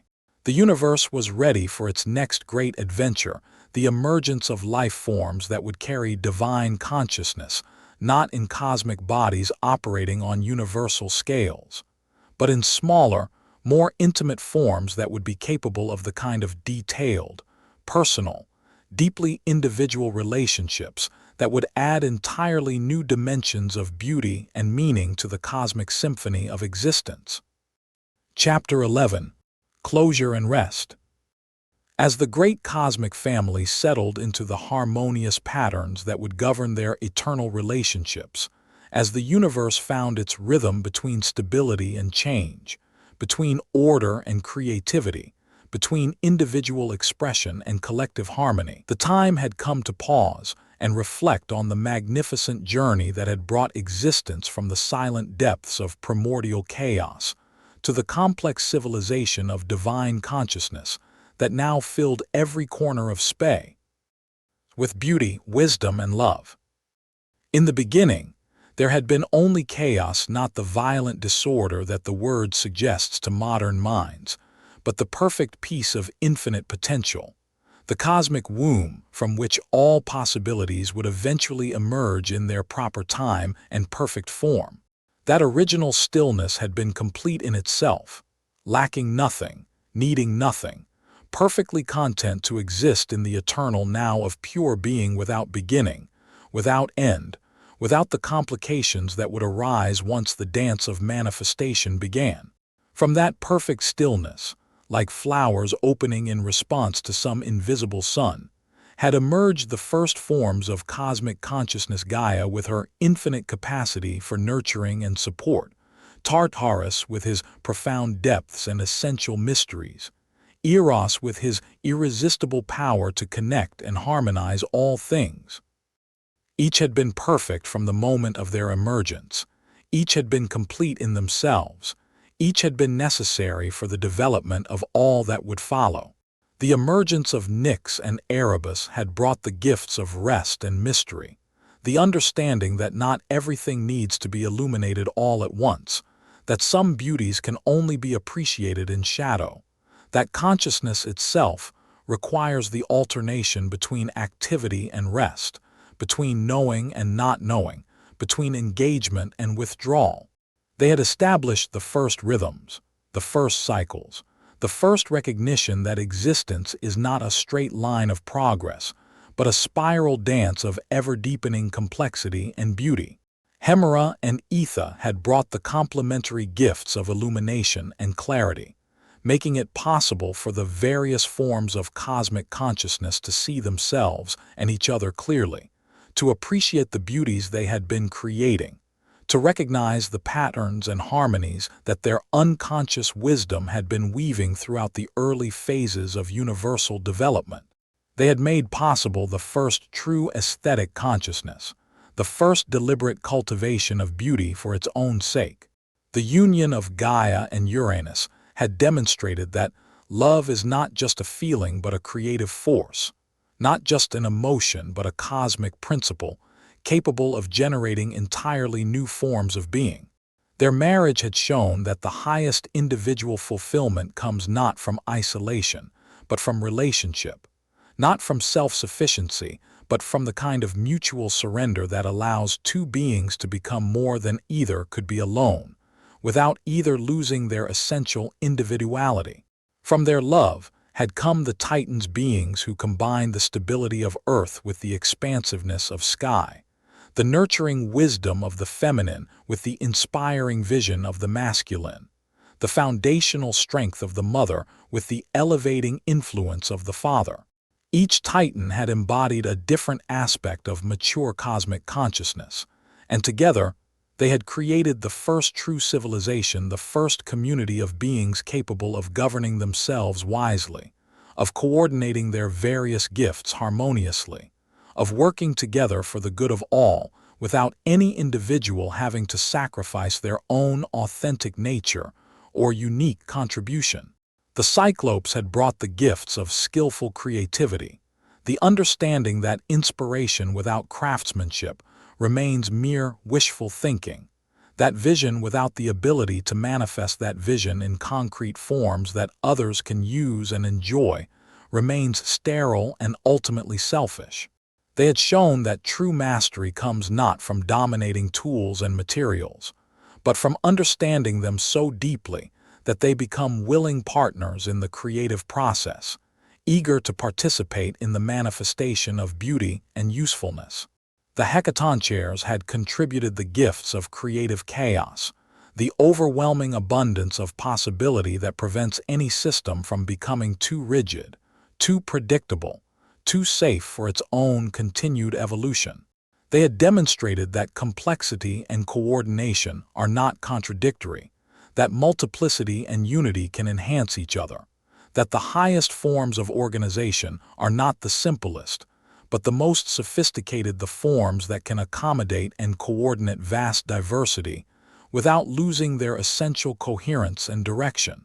Together, all these divine beings had created a universe that was not just vast but friendly, not just powerful but wise, not just complex but beautiful. They had shown that consciousness is not an accident or anomaly, in an otherwise unconscious cosmos.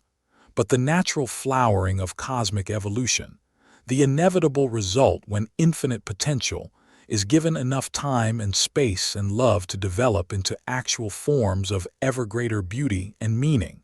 The cosmos that had emerged from their collaborative efforts was one in which no being ever needed to feel alone, isolated, or meaningless. Every individual consciousness, no matter how small or apparently insignificant, was connected through invisible threads of love and mutual influence to every other consciousness.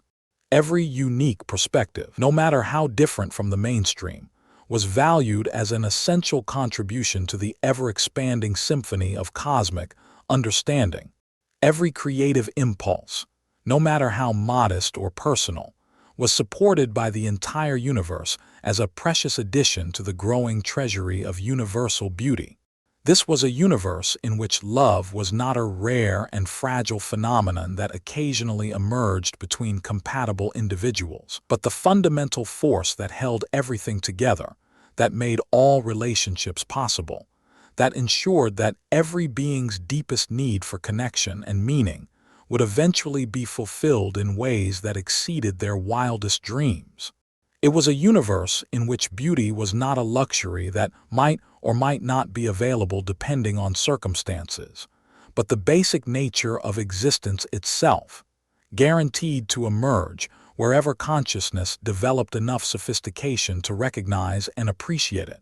Most importantly, it was a universe in which rest was not the opposite of activity but its natural complement, not the absence of creativity but its essential foundation, not a withdrawal from life, but a return to the source of all life for renewal and refreshment. The cosmic rest that all beings could access by aligning themselves with the eternal rhythms established by the primordial gods was not empty relaxation but rich restoration, not mere sleep but the kind of deep regeneration that allows consciousness to wake up more aware, more creative, more loving than it was before. In this cosmic rest, every being could remember their essential nature as expressions of the same divine consciousness that animated the gods themselves. In this cosmic rest, every individual could feel their intimate connection to the source of all being, could experience directly their participation in the eternal creativity that was always bringing new forms of beauty into existence. In this cosmic rest, every weary soul could find the peace that passes all understanding, the love that casts out all fear, the joy that no external circumstances could ever threaten or diminish.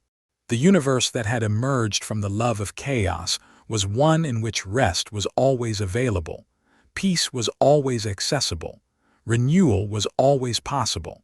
No matter how far any being might wander from their source, no matter how complicated their life might become, no matter how lost or confused or discouraged they might feel, they could always return to the cosmic womb of original stillness, could always reconnect with the primordial peace from which they had originally emerged, and to which they would eventually return, enriched by all their adventures in the manifest world. This return was not a retreat or defeat, not a giving up on life but a preparation for more life, not an ending but a beginning.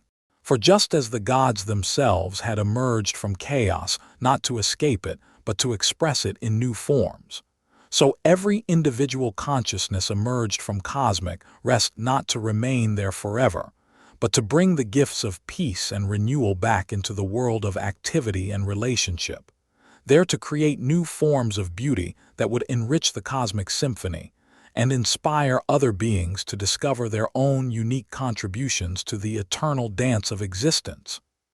In the perfect balance that the cosmos had achieved between rest and activity, between individual expression and collective harmony, between the known and the unknown, between love given and love received, all beings could find their own perfect place, their own ideal rhythm, their own unique way of participating in the infinite creativity that was the universe's essential nature and deepest purpose. And so the cosmic story continued, not toward some final destination where everything would be completed and there would be nothing left to explore or create, but toward ever greater depths of beauty, ever more sophisticated forms of consciousness, ever richer varieties of love, ever more meaningful forms of rest that would prepare for ever more creative forms of activity in the endless dance of cosmic becoming. The universe remained forever a place of wonder, forever a source of inspiration, forever a home where every being belonged, forever a story in which every individual consciousness played an irreplaceable role, forever a song in which every voice was needed and treasured and celebrated for its unique contribution to the eternal music of existence itself. In this understanding, rest became not an escape from the cosmic story but the deepest form of participation in it, not a withdrawal from cosmic creativity, but a return to its source for renewal and inspiration, not an ending but a beginning, not a conclusion but an opening into ever greater mysteries, ever deeper peace, ever more abundant love. And in this cosmic rest, every being could finally, fully, completely let go and trust, and know beyond all doubt that they were held forever in the arms of infinite love, cradled eternally in the womb of infinite peace, embraced always by the infinite creativity that had brought them into being and would never, ever let them fall.